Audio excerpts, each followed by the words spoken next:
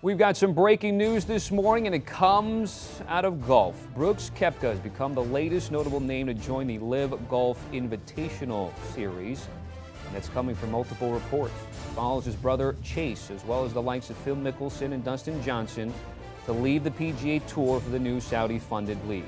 Brooks Koepka, four-time major winner, called out the media last week for casting a shadow over the U.S. Open with questions about LIV Golf. He is expected to play the second LIV Golf event next week here in the States, Pacific Northwest in Portland, Oregon. Gave you a couple names. There's a couple more, which includes Patrick Reed and Bryson DeChambeau. Major winners, Sergio Garcia, Charles Schwartzel, and Louis Oosthuizen. And as time has gone on, the names and notables continue to grow and the list gets larger. All right, with more on the breaking news, analyst Doug Bell joining us here on CBS Sports HQ. So, Doug, what is your reaction to Brooks Koepka now joining the fray?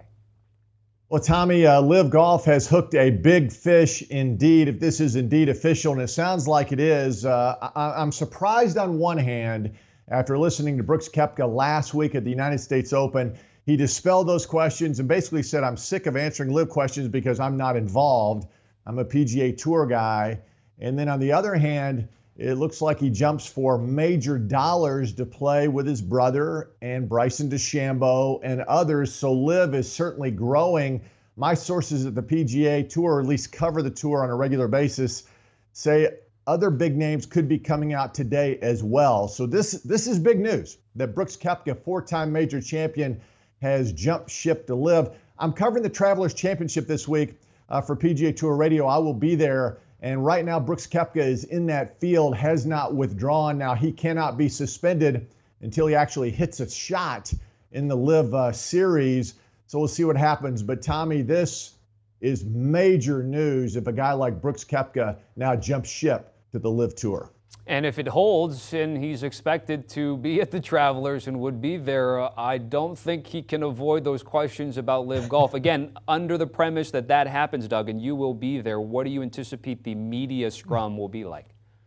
Well, it was absolutely crazy at the United States Open because you had reporters who weren't sports reporters, who weren't golf reporters. They were there in major numbers and just peppering every player with these questions, including Brooks Koepka. I do think if this is indeed official, and Koepka will release a statement here in the next hour or so from what I'm told, he will withdraw from the Travelers Championship, and he'll tee it up in 2 weeks at Pumpkin Ridge in the second LIV event, the first one in the United States. So here's the deal with Brooks Koepka. He has always said that the major championships is what he plays for. When he won 4 out of 6 just a couple of years ago, 2 United States Opens, 2 PGA Championships.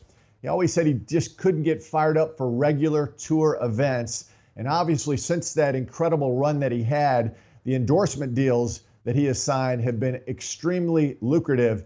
So for whatever reason, if you add all this up, perhaps Brooks Koepka says, you know what, now I don't have to play as many events as I would normally have to on the PGA Tour. I'm going to jump for major dollars in the $150 to $200 million range, and I'll play the 4 major championships, which again is the big question as time rolls on, and it's moving pretty quickly these days. Will the LIV players in 2023 be allowed to play all of the major championships? I think a guy like Brooks Koepka and DeChambeau and others feel that they'll be allowed to do that. We shall see, Tommy. Again, this is not dying down. I thought maybe after the U.S. Open, the incredible finish that we had, and we were finally away from those questions as of Wednesday, I thought maybe we can get away from it. But I think we're jumping back into the Shark Tank. I don't think there's any question with the announcement today that Brooks Koepka is leaving the tour, the PGA Tour, for LIV Golf. And it continues to be a hotly debated topic because of what you mentioned in terms of the ability at the moment to play in the 4 majors. But also, Doug, it always comes down to the money, right? And even though the U.S. Open upped its purse and even the winner getting north of $3 million, that is still roughly the winning one for Charles Schwartzel, who got $4 million plus added on team bonuses to get him near $5 million. So again, we're taking a look at what we expect there in Portland. If you're a LIV Golf advocate or proponent, that is what you're looking at compared to the PGA Tour with their highest U.S. Open figure being Matt Fitzpatrick winning at just over $3 million. Well, Tommy, keep in mind now, Scottie Scheffler has already won more money in one single season of the PGA Tour than any other player in golf history. He's the #1 player in the world. He's won 4 times this season in the PGA Tour, finished 1 shot behind Matthew Fitzpatrick at the U.S. Open. He's the Masters champion.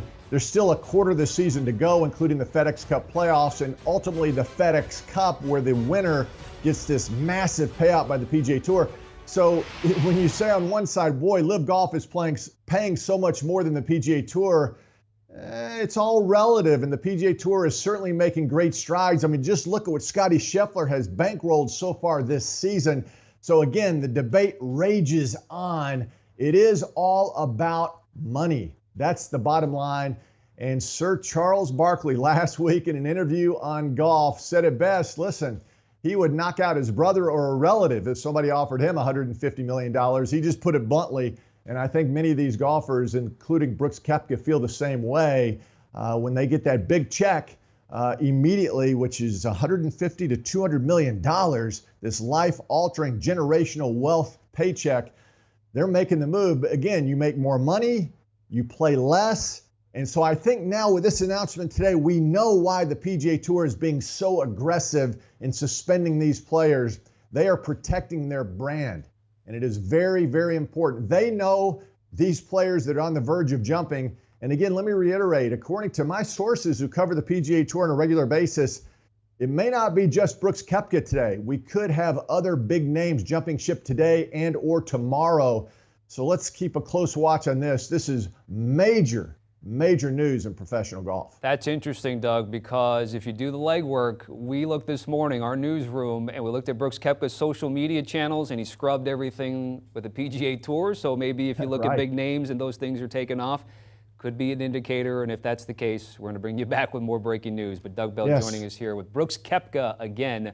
All roads look like he's headed to LIV Golf there after just competing at the U.S. Open of Brookline, Massachusetts. Again, the inaugural LIV Golf Invitational event was held in the London area, in which Charles Schwartzel won $4 million, a few hundred more thousand in team bonuses. That's the setup that they have with the shotgun start, 54 holes, and the team format. The next one scheduled again the end of this month, bleeding into next month at Pumpkin Ridge Golf Course in Portland, Oregon. All right, we're following that breaking news in golf, of course, when it comes to Brooks Koepka becoming the latest notable name to join LIV Golf Invitational Series. That's according to multiple reports. He follows, of course, Phil Mickelson, Dustin Johnson to lead the PGA Tour for the new Saudi-backed Tour League there. Brooks Koepka, of course, a 4-time major winner, called out the media just last week for casting a shadow over the U.S. Open with questions about LIV Golf. He's expected to play in the second tournament there next week in Portland, Oregon. So when it comes to the 4-time champion, of course, it seems like he's adding to the numbers and names when it comes to the guys that are ranked in the world, as you see it here. And LIV Golf now switching from the PGA Tour. Dustin Johnson, of course, and Phil Mickelson, the first bigger names that really caught all of us by storm. Then you had Bryson DeChambeau, and now Brooks Koepka, the latest 19th in the world rankings, now heading to LIV Golf. I want to bring in Kyle Porter for this breaking news. And Kyle, of course, when you hear about it, you think about it last week, almost 180. He didn't want to talk about LIV Golf, now switching gears, wiped the whole Twitter, no PGA Tour, anything on his Twitter account. Now he's switching to LIV Golf. Your reaction to this breaking news? Yeah, we've gone full NBA free agency mode for golf right now. We're breaking down Twitter accounts and Instagram accounts. I'm not super surprised. You know, a lot of the scuttlebutt, if you will, last week at the U.S. Open at Brookline, having just been there all week, was that Brooks was gone. You know, this was.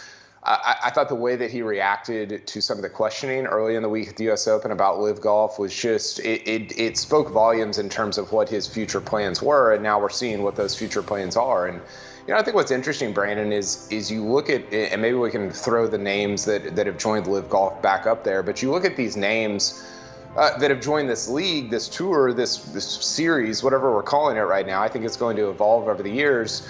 It's a lot of villains. You know, we talk about heroes and villains a lot in sports. Brooks Koepka has been a villain. Bryson DeChambeau has obviously been a villain. Patrick Reed has maybe been the villain.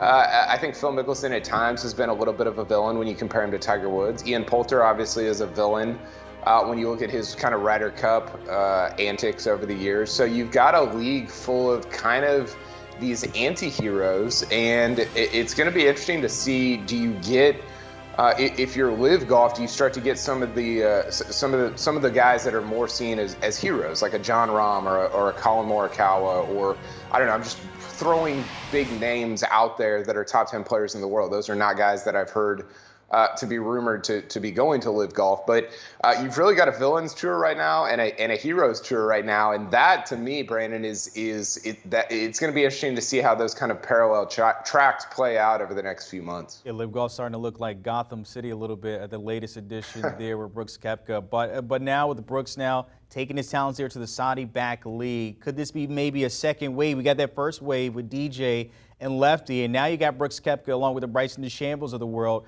Could this be the second wave opening the door for others transitioning from the PGA over to LIV? Yeah, that's absolutely right. I mean, being at Brookline last week, the number of names that were thrown around that are joining LIV Golf over the next few weeks, I thought they were going to get everybody. You know, everybody's had a rumor around them, but I do think it's representative of this second wave of player that's going to that's going to follow Phil Mickelson and Dustin Johnson and all these guys. And I think part of the reason for this, and one thing that's interesting, Brandon, is you think about the money that's involved that some of these players are receiving to come join LIV Golf. As more, if you're a player on the PGA Tour and you see this this league as being inevitable, man, you're going to want to be at the forefront, because if you're at the very end, they ain't paying you anything because everybody else is already there. So I think it's sort of this cascading effect where guys look at the money that some of their peers are getting. I mean, even the prize payouts, and look at the guys they have to beat here right now. Those are not big names in the world golf rankings. So I think some guys are taking a look at that and saying, man, if this is inevitable, if this is where everybody's going to end up anyway, I might as well just go right now and try to get a few bags along the way. You see Andy Ogletree, by the way, on that list, 120,000 for plus 24 over. I mean, I think we can shoot that ourselves. That's not a bad payout there. But in curiosity here, because you know, Jay Monahan put the hammer down last week saying suspensions in place if you guys went over to LIV. But now you think about it, it seems like it's a money grab when it comes to the players, because we saw the difference there, what they're getting paid compared to the PGA Tour. Is that what the driving force is for guys still jumping ship here from the PGA for you? Yeah, I think you and I could maybe shoot a scrambling plus 24 on that tour for sure. We could team up to scramble for it. But yeah, it is. I mean, it's all about, you know, I think part of it is how much they're getting paid, but also they're going to be working less, so to speak. You don't have to play 20 times or 25 times or what some guys are playing. Everybody wants to work less and get paid more, right? And that's what some of these guys are doing. And it's going to be interesting.